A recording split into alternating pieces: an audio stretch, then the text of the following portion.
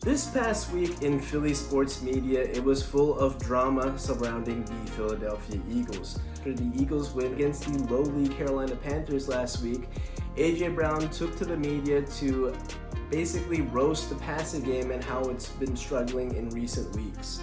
Many questioned Jalen Hurts and his ability to lead the Eagles offense, and Brandon Graham added fuel to the fire by suggesting that maybe AJ Brown and Jalen Hurts aren't as close as it's perceived. Well, on the game's first play from scrimmage against the Pittsburgh Steelers, the Eagles set the tone with a 22-yard pass to Grank Calcaterra, basically to say that the Eagles' passing game is also a force to be reckoned with, in addition to Saquon Barkley running the ball. Jalen Hurts found AJ Brown on a routine basis as the two connected for the first touchdown of the game, and then later found Devontae Smith for a touchdown. AJ and Devontae each had over 100 yards receiving and a touchdown on the afternoon, as any type of beef between AJ and Jalen was squashed as the two reunited for a touchdown celebration, something we've seen them do on a routine basis whenever they link up for a touchdown score. The Steelers made it a point of emphasis, at least on defense, to bottle up Saquon Barkley, as Saquon had kind of a quiet game by his fantastic standards set in 2024. While they loaded up the box and kept Saquon in check, this is again a pick your poison type of offense. You have AJ Brown and Devontae Smith on the outside. Those two are great at beating man coverage on an individual basis, and they can find holes in the zone by finding it themselves or having Kellen Moore scheme up plays to get them open. Jalen have an easy throw to find them for pivotal first downs and even touchdowns. When there's nothing open, well, Jalen Hurts can scamper down the field time in and time out, and we're seeing shades of 2022 Jalen in this very game against the Pittsburgh Steelers. It was a noticeable difference, especially after the Eagles held onto the ball for the final 10 minutes and 29 seconds in the fourth quarter. The Steelers only had 2 drives in the entire second half, as the Eagles defense pitched a second half shutout, but the Eagles offense had long, methodical drives that resulted in points and especially touchdowns. When the Steelers had a chance to go for it around midfield, they elected to pump the ball deep into Philadelphia territory, and they were down 27-13. And the decision makes sense. You pinned the Eagles deep, you had a great punt that forced them to take the ball at their own 3-yard line. If you get a stop or even a turnover, you're in great shape to get this game back within 1 possession. And unfortunately, that did not go as planned for Mike Tomlin's team. The Eagles had a long, methodical drive with passes and runs and whatever have you.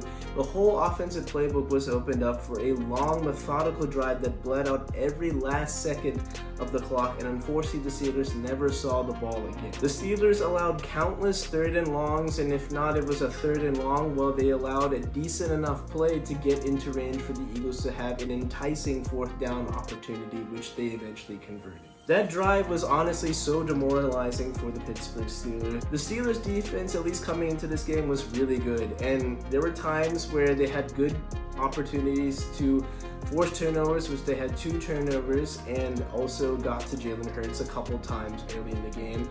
TJ Watt was amazing as usual. He had 2 sacks going up against the great Lane Johnson in the process, but still his efforts weren't enough, and he unfortunately exited the game with an ankle injury. In the second half, the Eagles offense simply mowed down the Steelers defensive line and eventually the entire defense, as we saw them grind out a final possession that bled off all the time off the clock. And like I said, the Steelers never got to see the ball again. Let's talk about this Eagles defense. Now, they did face a Steelers offense without George Pickens, but they still were able to force them off the field countless times. Russell Wilson never seemed to get into the flow of the game, and even though the defense and special teams gift-wrapped the Steelers offense possessions inside Eagles territory, the Steelers came up with only a Boswell field goal as the only points to show for their turnovers forced.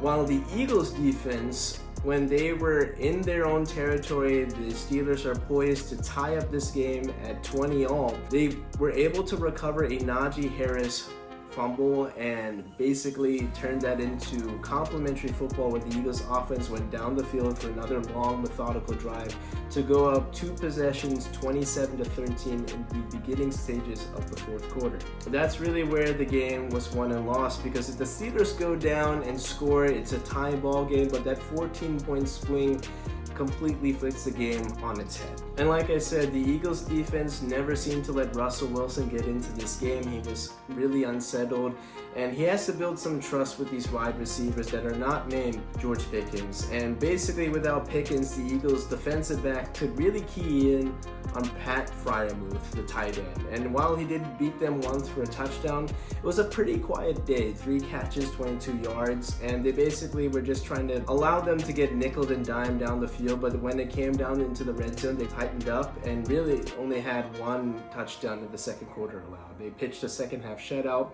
and were relatively fresh, and this has been the story of their entire season. The Eagles mow you down, they wear you out on offense, and their defense is fresh to tee off on you, and it's really hard to play an effective football game from there.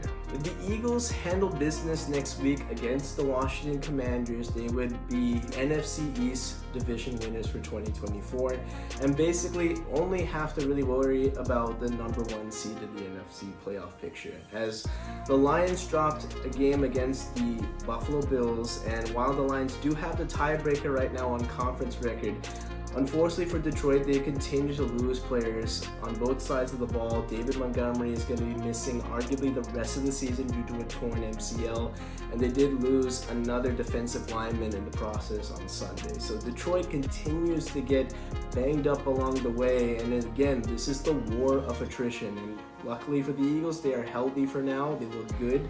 And I think Detroit only can afford to falter one more time, and if they do, they risk losing the 1 seed entirely. For the Steelers, I have huge concerns as this is their brutal stretch in their schedule. They already lost to the Philadelphia Eagles, and now they have to go on the road to the Baltimore Ravens for what is really the championship game in the AFC North. If they lose that game, they still might have the tiebreaker due to conference record, but the Steelers do play the Kansas City Chiefs, and right now, yes, we don't know about Mahomes' injury status, but even if he misses the next game, I do believe that the Chiefs would have a chance to bring him back on Christmas Day and play the Pittsburgh Steelers. And basically, for the Steelers' sake, they cannot afford to go 0-3 in this stretch, because Baltimore, I think, has a more favorable schedule, and now they're a little bit more rested. They had a recent bye week, and they had an opportunity to rest their starters as they beat up a very bad New York Giants team in MetLife. I think the favorite in the AFC North kind of tilts towards Baltimore favor, but they still have a lot of work to be done. But the Steelers really need to figure out how to get offense generated without George Pickens, because without George in the lineup, and they better hope that he's healthy going into the stretch run, because if not, this could be a terrible collapse for Mike Tomlin's squad that has worked so hard to get into this position where they are today. And if they falter, they could be an early playoff exit come the playoffs.